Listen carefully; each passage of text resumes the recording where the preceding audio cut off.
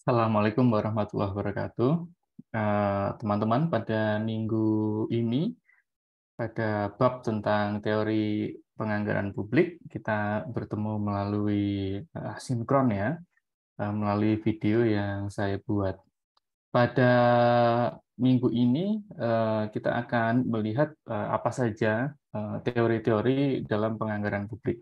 Ya, judulnya arah dan orientasi baru. Jadi ada banyak perubahan-perubahan yang kemudian digunakan dalam teknik penganggaran publik, baik dari sisi konsep ya, teori maupun juga praktik-praktiknya. Nah, dalam penganggaran publik juga menyesuaikan dengan bagaimana administrasi publik itu berkembang. Jadi kenapa kita sekarang harus mengedepankan transparansi misalnya, bagaimana kita mempertanggungjawabkan performance penganggaran misalnya, atau implementasi kebijakan. Nah, itu seiring dengan bagaimana perkembangan administrasi publik. Nah, ini adalah sumbernya, jadi teman-teman nanti silakan melihat sumber ini. Saya paling banyak memang berasal dari Musgrave dan Musgrave, yang kemudian kita bisa melihat seperti apa secara konseptual maupun praktik keuangan negaranya, dalam hal ini public budgeting. Nah, kita kemarin sudah belajar ya tentang apa itu anggaran, kemudian penganggaran, dan bagaimana melihat sektor publik. Nah, anggaran itu merupakan pernyataan mengenai estimasi kinerja yang hendak dicapai selama periode waktu tertentu yang dinyatakan dalam ukuran finansial atau uang ya, secara materi. Berapa uangnya, kemudian kita mau ngapain, estimasi kinerja. Ini yang nanti akan kita pahami, yang kemudian juga digunakan di Indonesia. Hampir semua sekarang sistem keuangannya menggunakan performance based budgeting. Kemudian penganggaran ya. Penganggaran itu merupakan proses atau metode untuk mempersiapkan suatu anggaran atau perencanaan di masa depan. Nah, sedangkan anggaran sektor publik merupakan instrumen akuntabilitas atas pengelolaan dana publik. Kalau misalnya pribadi ya nggak usah ditulis publik, ya nggak perlu ada pertanggungjawaban di muka publik, tapi karena ini adalah uang publik ya maka harus dipertanggungjawabkan sesuai asas-asas yang berlaku, kemudian sesuai peraturan yang berlaku, dan terutama pelaksanaan program yang dibiayai oleh uang publik. Seperti di Kementerian Keuangan dia bilang bahwa ya, ini adalah uang kita, walaupun bagaimana implementasinya kita harus tanda tanya juga ya, jadi kita perlu mempertanyakan juga. Nah, di anggaran kita itu kita melihat dari sisi tiga hal. Yang pertama normatif, kemudian teoritik, dan empiris. Nah, ini berhubungan dengan bagaimana sistem anggaran publik ini yang menyesuaikan dengan era global, seiring dengan bersatunya sistem keuangan dunia, mulai dari tanggal sampai sistem perencanaannya sama semua di seluruh dunia, terutama ya yang menggunakan sistem pendampingan IMF dan World Bank. Mereka memiliki sistem penganggaran yang persis sama, walaupun nanti akan ada beda-beda, terutama dari sisi teknis ya, dari sisi sistem dan juga dari sisi ke advance tentang penganggarannya.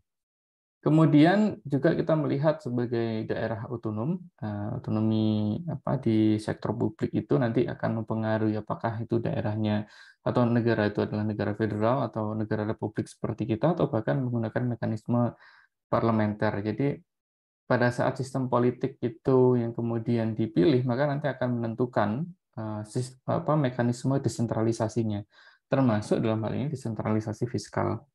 Ini nanti akan menentukan bagaimana jenis reformasi anggaran yang dilakukan. Secara normatif ada beberapa undang-undang, yang paling utama tentu saja Undang-Undang 2003 ya tentang keuangan negara. Kemudian yang lain tentang dana perimbangan, kemudian tentang undang-undang korupsi juga sama. Ya, kita akan mencermati beberapa undang-undang yang kemudian menjadi petunjuk bahwa kita menggunakan yang disebut sebagai aspek normatif dari reformasi anggaran. Karena sebelum ini, sebelum Undang-Undang Keuangan Negara tahun 2003, itu belum ada undang-undang yang kemudian mengatur. Jadi pada saat dulu ada ide tentang ini korupsi, ini bukan, maka ya zaman dulu ya kita karena nggak ada undang-undangnya, nggak ada yang kemudian mengikat ya secara sanksi. Kemudian secara teoritik kita juga mengenal beberapa konsep ya, mulai dari Old Public Administration, Old, kemudian ada New, ada OPA ya, OPA, ada NPA, ada NPM, New Public Management, ada kemudian New Public Services, sampai ke teori-teori tentang governance, teori publicness misalnya. Nah, secara teoritik nanti teori administrasi publik ini akan menjadi konsep ya, bagaimana anggaran itu diterapkan di suatu negara. Kemudian secara empirik kita akan berhubungan dengan kinerja. Nah, ini beda-beda memang. Nah, dari sisi konseptual nanti akan ada arahnya ke ranah yang praktikal di bidang anggaran. Nah, anggaran sektor publik itu dengan tradisi lama atau bisa disebut sebagai old public administration, bisa disebut sebagai suatu penganggaran yang tradisional. Ini ada dua yang menggunakan konsep ini. Yang pertama adalah line item budgeting, nah, jadi menyesuaikan dengan item-item yang tersedia. Nah, yang kedua adalah incremental budgeting. Nah, incremental budgeting ini sebenarnya juga masih diterapkan sampai sekarang karena saya kira kita tidak memiliki banyak inovasi ya, terutama di pemerintahan. Saya yakin kalau entah itu dari level pemerintah pusat sampai pemerintah desa di Indonesia itu paling banyak itu penganggarannya tahun lalu itu ngapain. Nah, kita ubah-ubah sedikit. Nah, itu disebut sebagai incremental budgeting. Jadi hanya parsial saja. Nah, kedua sistem penganggaran ini itu memiliki karakteristik ya. Yang pertama adalah rigid, jadi detail banget ya sebenarnya, detail banget tapi ya memang rigid dan kaku. Rigid itu kaku ya. Jadi detail dan kaku. Nah, jadi tidak kemudian memiliki kebebasan perbedaan di masing-masing tahun. Padahal kan setiap tahun tuh tantangannya beda. Tiba-tiba ada COVID misalnya, kan kita nggak bisa. Kalau penganggarannya mekanismenya rigid, maka kalau ada kejadian luar biasa, tiba-tiba ada wabah misalnya, atau misalnya ada kejadian luar biasa KLB, ini susah. Jadi otomatis sulit ya pada saat kita menggunakan old public administration dengan dua pendekatan penganggaran ini, rigid, kemudian birokratik. Nah ini pos ini mendapat ini, pos ini dapat ini, gitu. Apalagi kalau di birokrasi ya, birokrasi kita itu memiliki sekian banyak eselonisasi, memiliki tingkatan level yang luar biasa banyak, dan pada saat kemudian kita ingin menganggarkan, maka kita akan melihat struktur lagi. Ya, apalagi kalau misalnya di dinas, dinas di daerah itu ada kepala dinas, di bawahnya ada kabak, kemudian ada kasubag, baru nanti ada leveling staff-nya, belum lagi nanti ada satuan tugas ya, task force. Nah, itu kan ribet sekali. Nah, dari sisi ini seringkali perencanaan itu kemudian menjadi sangat spesifik dan susah sekali untuk lebih fungsional ya ke dalam menyelesaikan masalah. Jadi kebijakannya mungkin bagus, tapi dalam mekanisme keuangannya yang mungkin tidak terjadi. Kemudian berikutnya adalah hierarkis. Nah, tadi ya, karena birokratis akhirnya menjadi hierarkis karena melihat struktur tadi. Padahal yang paling utama itu adalah mencapai tujuan dari kebijakan. Nah, ini anggarannya malah justru menjadi sandungan. Nah, ini jadi bahaya. Walaupun sekarang di birokrasi itu ada penghapusan eselon ya. Eselon 4 yang biasanya kabak ya, kasubag, misalnya kabiru misalnya, kepala sub divisi misalnya, itu dihapus, tapi ya nyatanya sampai sekarang ya ini masih dalam 2 tahun ini ya, dan ke depan saya kira masih menjadi masalah juga, masalah hierarkis ini. Karena setiap orang itu selalu berusaha untuk mengedepankan posnya ya, tidak berdasarkan dari orientasi tujuan dari kebijakan. Nah, selain old public administration, ada juga yang disebut sebagai new public management. Apakah melompati new public administration nggak juga. Nah, karena old dan new sebenarnya yang memisahkan hanyalah dikotomi antara politik dan manajemen. Nah, pada saat kemudian kita bicara old dan new, ya nggak terlalu banyak perubahan. Tapi pada saat kita bicara tentang new public management, maka kita akan melihat bagaimana mekanisme yang berada di bisnis kemudian diterapkan di publik gitu, di perusahaan-perusahaan swasta kemudian diterapkan di perusahaan-perusahaan publik. Nah, di banyak perusahaan-perusahaan, kenapa Den Haag tuh cerita tentang reinventing government. Nah, itu karena bicara tentang bagaimana caranya kita untuk seakan-akan mencuri apa yang sudah berlaku di bisnis, kemudian kita terapkan di publik. Nah, kebanyakan di bisnis yang dimiliki sistem penganggarannya itu berbasis tentang performance budgeting, bagaimana penganggaran itu berbasis performa. Nah, yang kedua adalah zero-based budgeting atau biasanya disebut penganggaran berbasis nol atau penganggarannya mulai dari nol. Jadi misalnya kemarin punya struktur anggaran, nah pada saat tahun berganti maka yang kemarin dianggap tidak melakukan apapun, untuk bukan melakukan apapun, mungkin dirubah ya. Benar-benar memikirkan dari nol, besok kita mau ngapain. Jadi perencanaannya mulai dari nol, bukan dari yang tahun kemarin. Kalau incremental itu kan cuma dirubah sedikit-sedikit gitu. Parsial ya. Kemudian ada planning program budgeting system atau sistem penganggaran berbasis rencana program. Nah, ini juga dulu pernah diterapkan di Indonesia. Jadi rencananya mau ngapain, kemudian kemudian menentukan programnya. Nah, sistemnya berbasis itu. Walaupun demikian ya, yang paling utama adalah penggunaan performance budgeting. Jadi berbasis performance. Jadi bukan berbasis program. Yang dibiayai itu adalah output ya, bukan ya mungkin output atau sampai outcome ya kalau di Indonesia karena tahunan. Nah, nanti kalau misalnya kita bicara 3-5 tahun, kita bicara tentang impact dan benefit. Nah, di sini ada ciri-ciri yang kemudian terlihat ya dari sini, yaitu yang pertama adalah komprehensif. Jadi perubahan-perubahan yang dilakukan itu komprehensif, menyeluruh ke seluruh anggaran. Kalau yang tadi kan berbasis incremental ya, berbasis parsial, ini komprehensif, jadi berbeda.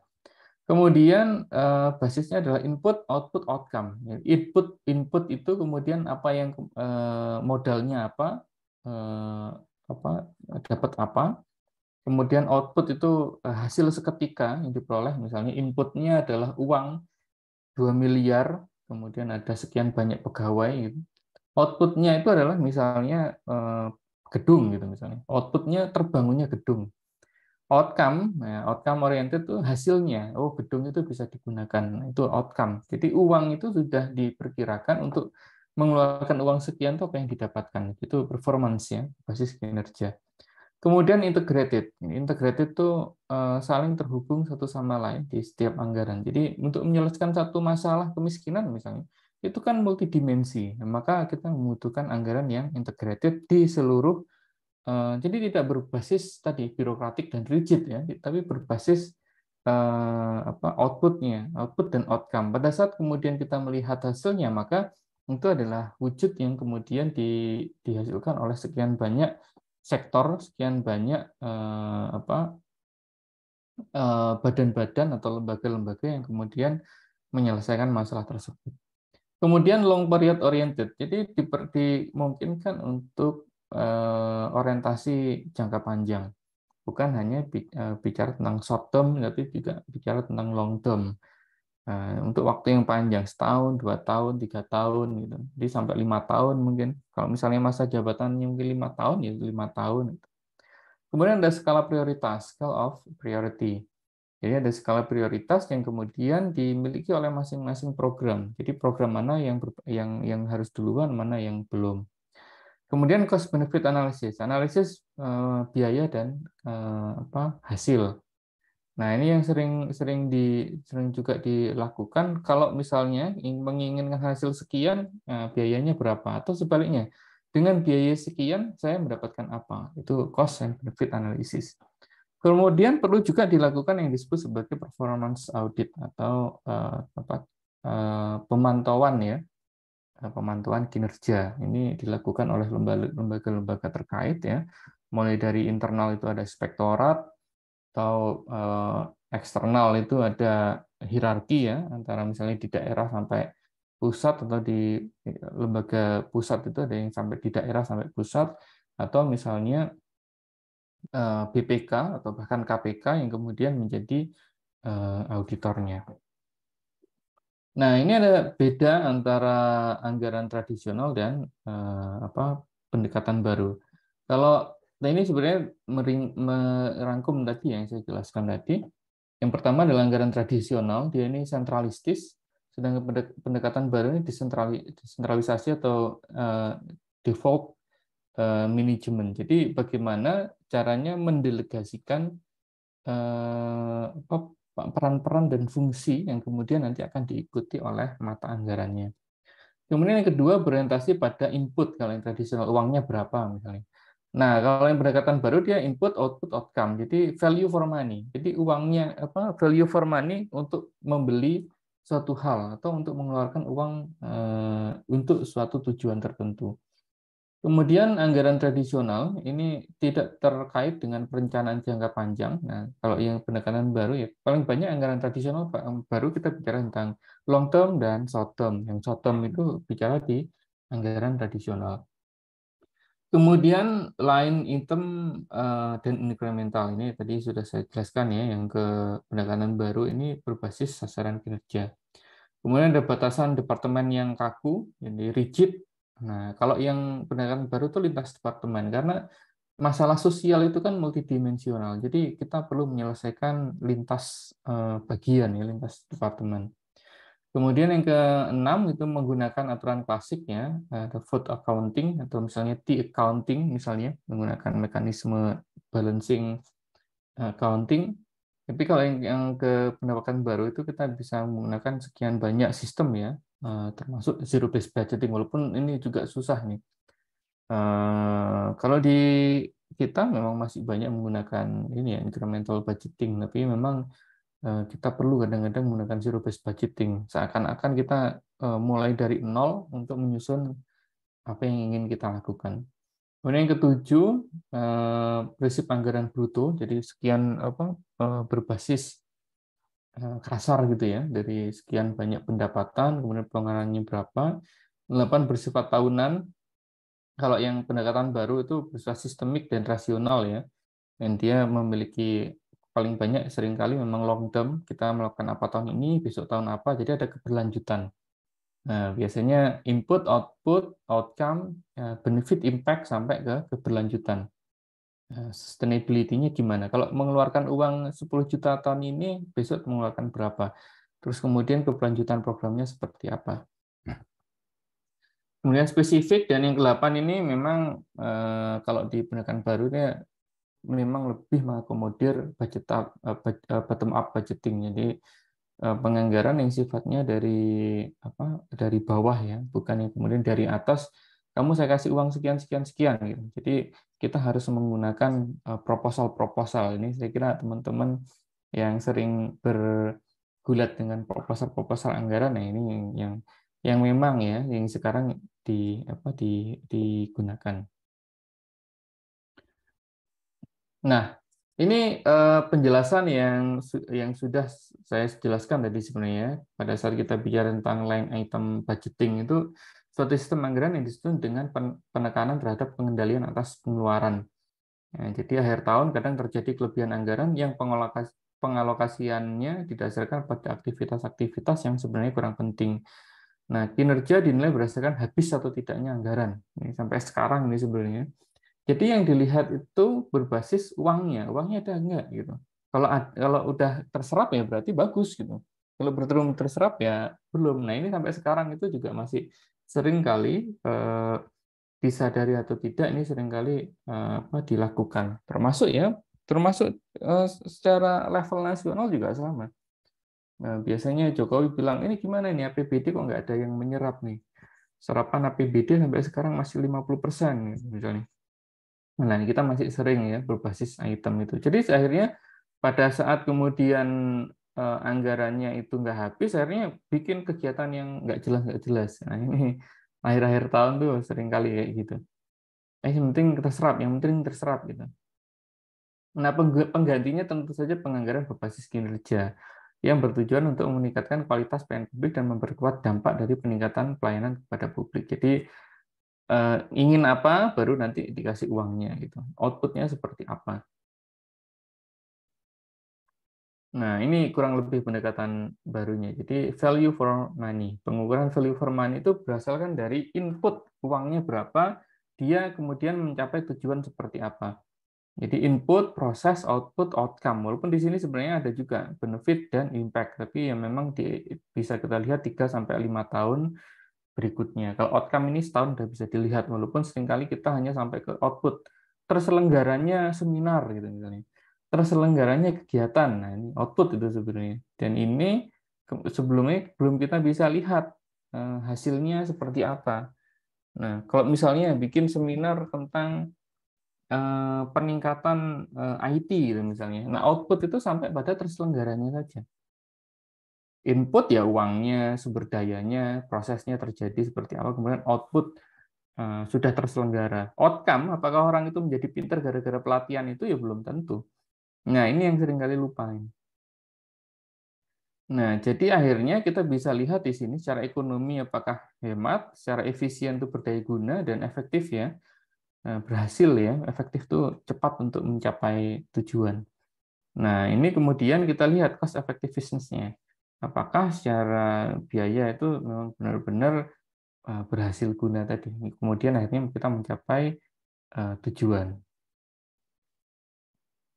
Nah, di era global akhirnya kita paling banyak menggunakan anggaran berbasis kinerja yang nantinya akan mencapai apa yang kemudian seringkali kita sebut sebagai good governance atau tata kelola pemerintah yang baik. Nah, ini penjelasannya saja yang teman-teman tadi yang sudah saya jelaskan ya. Jadi bagaimana anggaran berbasis kinerja itu mampu menjadi suatu sistem yang kemudian berorientasi output dan dia mampu untuk lebih cepat mencapai visi misi dan rencana strategis perusahaan.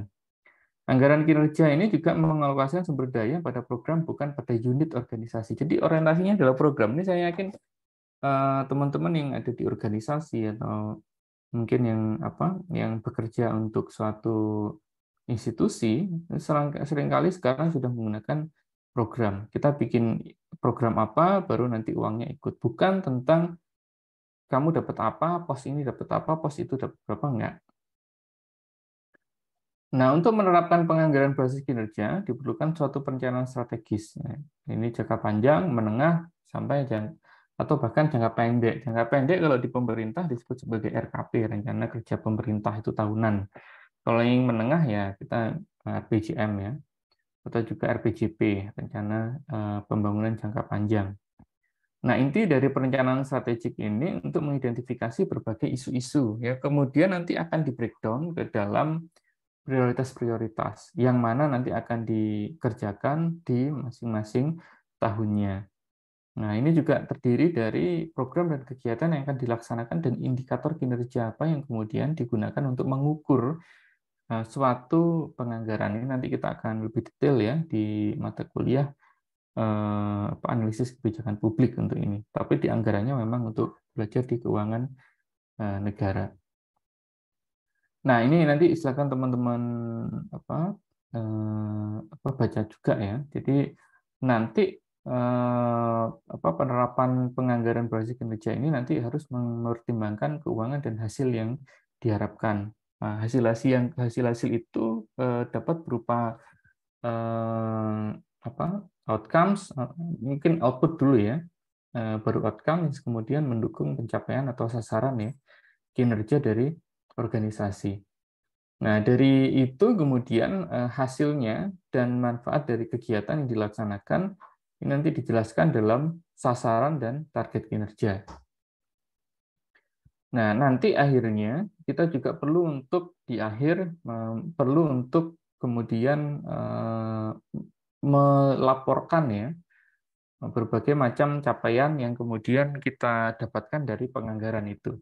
Entah itu nanti pelaporannya secara vertikal ya ke atasan, sampai misalnya kalau leveling dalam pemerintahan, pemerintah daerah ke pemerintah pusat misalnya, atau secara horizontal kepada anggota dewan misalnya, atau secara publik. Nah, ini saya kira sebagai instrumen anggaran sebagai instrumen politik juga perlu untuk dilaporkan ke publik. Nah, anggaran berbasis kinerja ini memiliki berbagai macam landasan ya, yang kemudian perlu untuk kita perhatikan ya. Nah, ini beberapa landasan kuat ya untuk menghitung biaya yang dibutuhkan, dan orientasinya adalah orientasi hasil-hasil, kemudian pengambilan keputusan kebijakan dan penentuan prioritas anggaran. Ini guna menajamkan informasi tentang aktivitas, satuan biaya, dan outcome. Jadi kalau teman-teman bikin laporan harus detail untuk apa, uangnya berapa. Kemudian pengendalian pengeluaran, ini guna memastikan keabsahan dan validasi kewajaran, keakuratan, dan kejujuran dalam pengelolaan anggaran. Kemudian yang keempat, pengelolaan terhadap aktivitas yang sedang berjalan guna mengevaluasi sejauh mana keberhasilan pelaksanaan program atau kegiatan. Dan yang terakhir, pelaporan pelaksanaan anggaran dan akuntabilitas kinerja agar tidak hanya fokus pada input dan output, tapi juga pada outcome. Nah, ini ada beberapa pendekatan kinerja ya, kalau di APBD itu. Ini sebenarnya sama ya, antara APBN atau APBD, atau bahkan APBDes. APBN, APBD, dan atau APBDes itu menggunakan pendekatan kinerja sebagai suatu sistem anggaran yang mengutamakan pencapaian hasil kerja dan perencanaan alokasi biaya yang ditetapkan ya dalam dokumen anggaran. Nah, ini ada beberapa yang termuat ya. Yang pertama adalah sasaran yang diharapkan, ya, fungsi, kenapa harus berbelanja ini dan sebagainya. Kemudian standar pelayanan yang diharapkan, jadi ada biaya satuannya, masing-masing komponen kegiatan. Dan yang ketiga adalah bagian pendapatan APBN atau APBD yang pembiayaannya berbasis administrasi, umum, belanja operasi, atau bahkan belanja modal. Ini beberapa pendapat tentang mengukur kinerja ya. Sebenarnya mengukur kinerja itu kalau menggunakan mekanisme proses ya, kita melihat mulai dari input, output, outcome, benefit, sampai ke impact-nya. Walaupun di sela-sela itu ada juga seringkali menambahkan efektivitasnya. Kemudian pertimbangan mengenai beban kerja. Nah, apakah kemudian ada hubungannya antara uang dengan beban kerja? Nah, kaitan logis antara program dan kegiatan yang diusulkan dengan strategi atau prioritas, ini kalau APBD ya, APBD. Kesesuaian antara program atau kegiatan yang diusulkan dengan tugas pokok. Nah, masing-masing satuan kerja itu kan harus menyesuaikan dengan program dan kegiatan. Jangan sampai dia lembaga yang mengurusi A, kemudian dia bercampur dengan organisasi yang lain. Ini seringkali ini. Ini seringkali saya juga mendapatkan pekerjaan ya untuk ini. Terutama sekarang kan ada yang disebut sebagai Undang-Undang 90 tahun 2019 ingat saya. Permendagri nomor 90 tahun 2019 atau 2021 ya.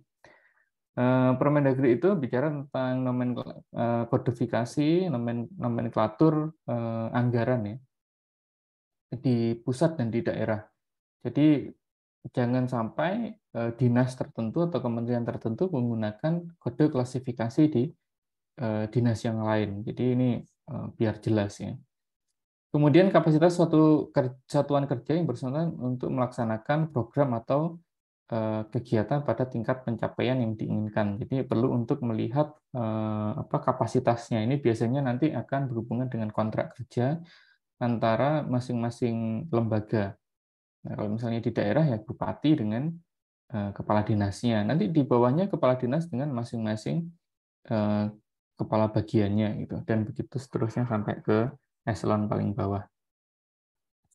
Ini implementasi anggaran berbasis kinerja. Ini ada 3 kunci, yaitu penetapan tujuan dan strategi, kemudian kedua, implementasi sistem pengukuran kinerja, ketiga, penggunaan informasi kinerja sebagai dasar pembuatan keputusan. Jadi basisnya memang output ya, dan outcome.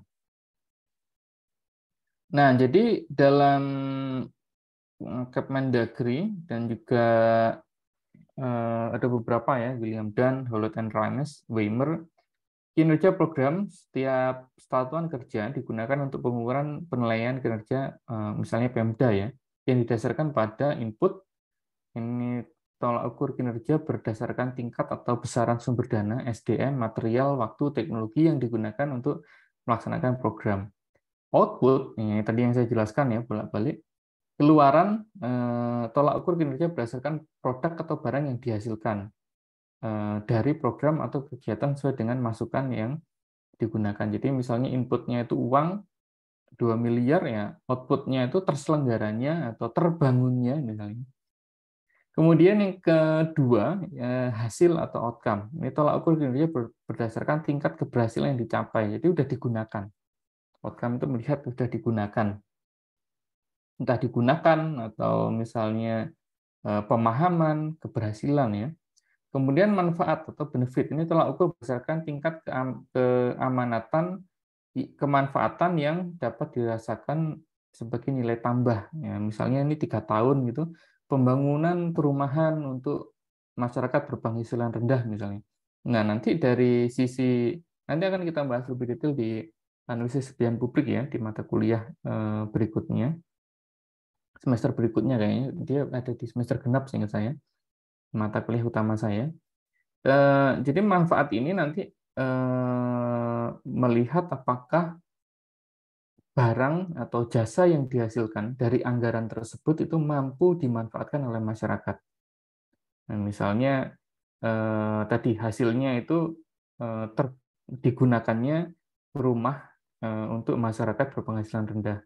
Kemudian manfaatnya tentu saja setelah 3 tahun, oh ternyata masyarakat menikmati program tersebut. Nah, masyarakat jauh menjadi memiliki rumah, masyarakat memiliki aset-aset yang lebih besar misalnya. Nah, kita bisa lihat dari manfaat. Kemudian impact atau dampak, tolak ukur berdasarkan dampaknya dalam kondisi pada kondisi makro. Nah, misalnya dari rumah tadi nanti gara-gara masyarakat sudah punya rumah sendiri karena program NBR tadi, perumahan untuk masyarakat berpenghasilan rendah, akhirnya apa? Dampaknya yang dirasakan masyarakat yaitu misalnya masyarakat memiliki pendapatan yang lebih gitu misalnya, karena kan nggak ngontrak lagi masyarakat tadi, atau misalnya secara kondisi makro meningkatnya pendapatan, berkurangnya pengangguran gitu, menghilangkan hilangnya pemukiman kumuh misalnya, gara-gara orang-orang udah punya rumah gitu. Nah itu misalnya ya. Nah ini penyusunan anggaran berbasis kinerja ini sebenarnya di pertemuan berikutnya ya, kita bicara anggaran, tapi nanti akan saya jelaskan saja singkat ya untuk materi ini, penyusunan anggaran berbasis kinerja. Jadi penyusunan anggaran berbasis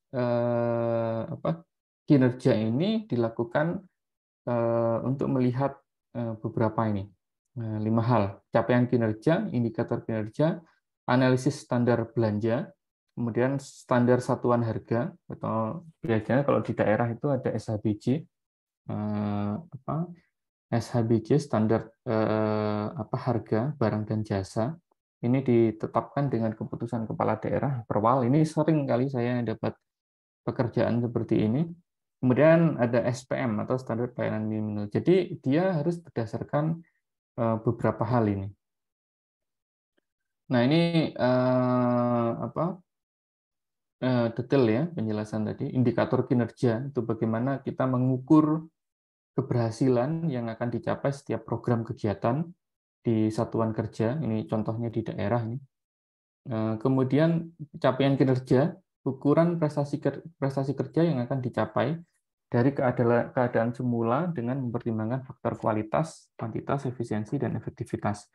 Ini kalau teman-teman sudah kerja di pemerintah daerah, ini pasti paham sekali. Atau bekerja di institusi publiknya. Kemudian standar satuan harga, ini harga satuan unit barang yang berlaku. Jadi kalau pakai PMK, Peraturan Menteri Keuangan, itu ada standar juga, standar satuan harga PMK tentang standar ini. Mulai dari semen juga ada harganya di situ di masing-masing daerah, atau misalnya perjalanan dinas itu juga ada. Tapi masing-masing daerah juga seringkali mereka juga menggunakan SHBJ, standar harga barang dan jasa. Jadi boleh pakai PMK, Kementerian Keuangan, atau boleh juga pakai SHBJ. Kemudian analisis standar belanja, penilaian kewajaran atas beban kerja dan biaya yang digunakan untuk melaksanakan satu kegiatan. Jadi ini masing-masing perlu untuk berbasis dari SHBJ tadi, standar harga tadi, kemudian menggunakan standar belanja. Kemudian yang terakhir adalah SPM, standar pelayanan minimal. Ini tolak ukur kinerja berdasar dalam menentukan capaian jenis mutu pelayanan yang kemudian dimiliki ya oleh masing-masing fungsi-fungsi perangkat atau institusi publik. Nah, dalam tiap kegiatan ini perlu untuk menggunakan proposal ya, menggunakan mekanisme masukan keluaran dan hasil, input, output, outcome. Ini, nah, input itu seluruh faktor produksi, bahan baku, uangnya ya. Output itu adalah produk langsung yang dapat berwujud barang, jasa, atau bahkan berwujud orang. Maksudnya orangnya berapa jumlahnya gitu, yang ikut dalam kegiatan. Hasil itu manfaat jangka pendek. Nah, misalnya outcome-nya masyarakat mendapatkan sosialisasi, masyarakat menggunakan BLT misalnya, itu adalah outcome. Ukuran keberhasilan, apa yang berhasil diwujudkan oleh kegiatan. Ini kalau teman-teman menggunakan dokumen anggaran ya, misalnya deskripsikan input, keluaran, hasil, atau ya manfaat dan dampak itu sekali lagi ditemukan di 3-5 tahun setelah anggaran tersebut dikeluarkan. Ini untuk apa, supaya apa itu misalnya. Kemudian apakah indikasinya? Ada spesifikasi dan operasionalisasi. Jadi buktinya apa? Uangnya sekian, tanda tangannya. Kalau di Indonesia itu laporan keuangan itu sampai detail. Kalau saya kerja sama lembaga-lembaga multinasional itu seringkali ya SPJ-nya nggak sampai segitu. Kalau sudah ada proof-nya atau buktinya ya udah diakui gitu. Kalau di sini sampai tanda tangannya detail, foto-fotonya, wah udah detail tuh. Contoh-contoh output-nya, macam-macam pelatihan, jumlah orang yang terampil, jumlah orang yang mengikuti, nah pembangunan, luasnya yang dibangun itu misalnya. Misalnya studi atau penelitian, ini saya sering sekali nih dapat dari pemerintah daerah, jumlah dokumennya berapa, nah, minimal berisi berapa halaman, ini sering. Jadi nggak dilihat kualitasnya, yang penting kuantitasnya gitu. Yang sering ditelepon ke saya, Bapak mohon maaf ini halamannya ada berapa ya gitu. Saya selalu bilang halamannya pasti tebel deh gitu. Nah, karena secara keuangan yang dilihat adalah kuantitasnya, bukan kualitasnya. Ini sering sekali. Makanya saya juga sering mempertanyakan ya kalau lembaga pemerintah membuat kajian itu seringkali mengabaikan kualitas, yang sering dipikirkan adalah kuantitasnya saja. Pengadaan barang, nah, jumlah spesifikasi yang dibeli apa, nah, itu harus detail. Pemeliharaan dan spesifikasi yang terpelihara. Monitoring, jumlah dokumen hasil monitoring yang berisi misalnya. Jadi ini contoh-contoh kalimat-kalimat ya. Jadi kalau misalnya menyusun dokumen anggaran seperti ini. Nah, ini misalnya output mobil puskesmas keliling yang sudah standar Depkes, ini saya tulis gampang aja, kesehatan ya. Hasilnya untuk apa misalnya. Nah, jawaban berakam lebih dari satu. Nah, ini sesuai peruntukannya. Kemudian spesifikasi dan operasionalisasi. Jadi ada deskripsi indikator kinerja dan indikator kinerja. Jadi keluarannya satu unit mobil puskesmas sesuai standar yang ditetapkan. Jadi keluaran. Nah, indikator kinerjanya spesifikasinya benar nggak? Sesuai terlampir nggak? Gitu misalnya. Misalnya Depkes punya detail-detail mobilnya seperti apa. Nah, nanti di dokumen anggarannya kinerjanya seperti ini. Gitu. Meningkatkan layanan kesehatan pada orang sakit yang berada di luar jangkauan puskesmas. Apa buktinya? Gitu. Jumlah yang sakit berapa, jumlah yang dibina berapa. Nah, ini kurang lebih detail-detail dalam dokumen anggaran. Nah, kriteria umum ya, ini silakan dibaca. Ini saya kira juga muncul di banyak di banyak mata kuliah yang lain ya. Nanti silakan saja dibaca lebih detail. Nah, ini ada kasus ya yang nanti silakan dibaca ya, silakan dicermati untuk sebagai contoh. Tadi saya sudah ngasih banyak contoh ya sebenarnya. Ini analisis standar belanja, tadi saya sudah jelaskan juga bagaimana analisis standar belanja itu yang paling utama adalah melihat ya kewajaran belanja ya, beban kerja dan kewajaran belanja. Ini yang seringkali juga masuk ke saya ya, konsultasi dari daerah-daerah yang merasa kepala dinasnya itu memiliki beban yang lebih besar daripada dinas yang lain. Ini juga sering ini. Anggaran saya itu lebih banyak, tapi ya kerjanya paling banyak gitu. Ada satu yang paling unik ya, misalnya ada dinas transmigrasi gitu, misalnya. Dinas Ketenagakerjaan dan Transmigrasi. Di situ ada 3 subbabnya, kasubagnya. Kabak ya. Kabak yang pertama itu kabak promosi ketenagakerjaan, yang kedua adalah kabak pengendalian dan tenaga kerja gitu. Keduanya ini kerjanya juga banyak karena di situ adalah daerah dengan tingkat misalnya TKI tinggi atau daerah dengan pabrik-pabrik yang banyak. Akhirnya mereka kerja, tapi ada satu bagian misalnya dan transmigrasi dan perlindungan tenaga kerja Indonesia gitu. Nah, karena di situ nggak ada program transmigrasi dan nggak ada TKI-nya ya, otomatis kan nggak kerja di bagian itu. Akhirnya beban kerjanya menjadi sangat rendah sekali. Misalnya ada yang kemarin itu ada satu kabupaten yang bilang, ini gimana caranya saya untuk menghapus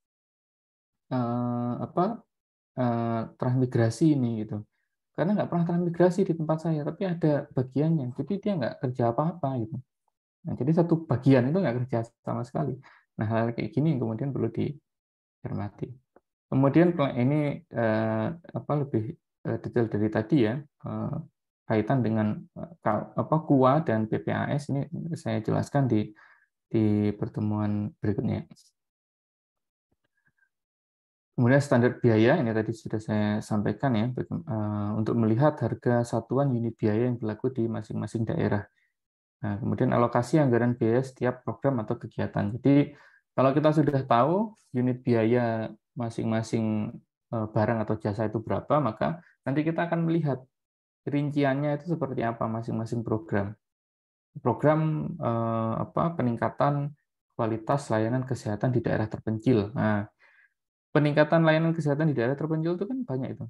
Mulai dari beli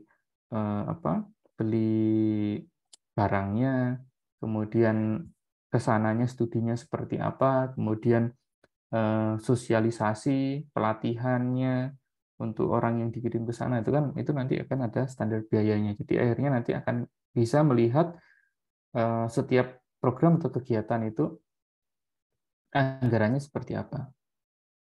Nah, ini dasar penilaiannya nanti teman-teman silahkan untuk membaca sendiri. Nah, ini perubahan-perubahan ini akan saya jelaskan ya minggu depan karena ini pakai Zoom jadi nggak bisa tanya jawab ya. Bagaimana kemudian berubah dari sisi old public administration ya dengan incremental budgeting dan line item budgeting berubah ke format AI accounting. Ini secara akuntansinya seperti itu, kemudian tadi secara konseptual. Mungkin demikian yang bisa saya sampaikan ya, teman-teman, untuk pertemuan pada minggu ini. Saya kira demikian. Wassalamualaikum warahmatullahi wabarakatuh. Sehat-sehat selalu ya.